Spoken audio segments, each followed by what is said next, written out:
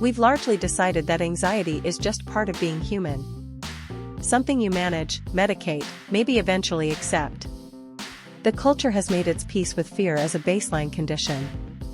John apparently hadn't. He saw fear not as an inevitability but as a symptom, a signal that something is missing, not proof that something is wrong with you. There is no fear in love, but perfect love casteth out fear, because fear hath torment. He that feareth is not made perfect in love. 1 John 4 verse 18, KJV. 1 John was written late, most scholars place it around 85 to 95 AD, likely from Ephesus, attributed to the Apostle John in old age. By this point, early Christian communities were navigating persecution, internal division, and genuine uncertainty about what they believed and why. This is a pastoral letter in the truest sense, written by someone who had known Jesus personally, to people trying to hold their faith together under pressure that was not abstract. The immediate context matters. John has spent the verses before this one building an argument about love, specifically, the love of God toward believers, and the love believers are called to extend to one another. Verse 17 says love is made perfect so that believers may have confidence on the day of judgment. Verse 18 follows as the logical consequence, where that love is fully present and fully received, fear has no footing. Perfect love in Greek is agape tetelaiomene, from teleos, meaning complete, mature, brought to its full intended end.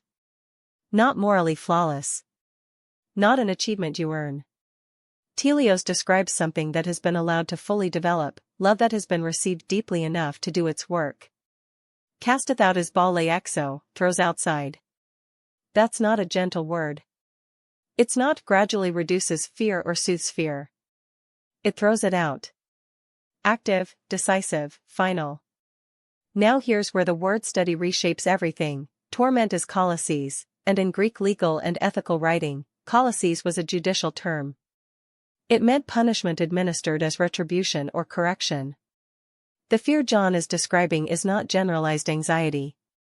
It is specifically the fear of punishment, the fear of judgment, of condemnation, of getting what you deserve. The person who is afraid because somewhere underneath everything, they believe the verdict might go against them. He that feareth, hophobumenos, is present tense, ongoing. It's not a moment of fear.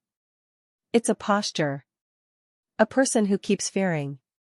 The logic the verse is running is tight, mature, fully received love throws fear out, because fear's specific content is the anticipation of punishment, and the person who is still living in that fear hasn't yet let the love all the way in.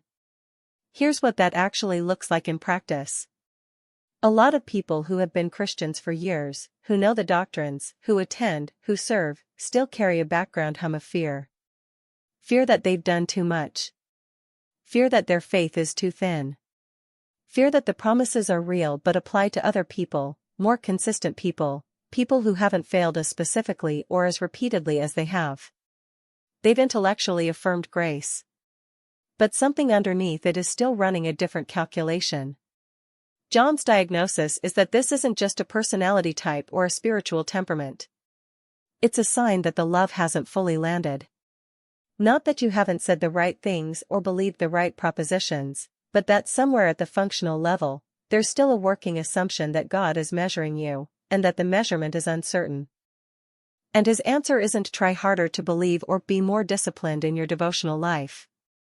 It's more disorienting than that. The cure for fear of punishment isn't better performance. It's receiving love you didn't earn, love that came already knowing every specific thing you would do, and came anyway. The fear gets thrown out not when you deserve to stop being afraid but when the love gets in deep enough to make the fear's premise false.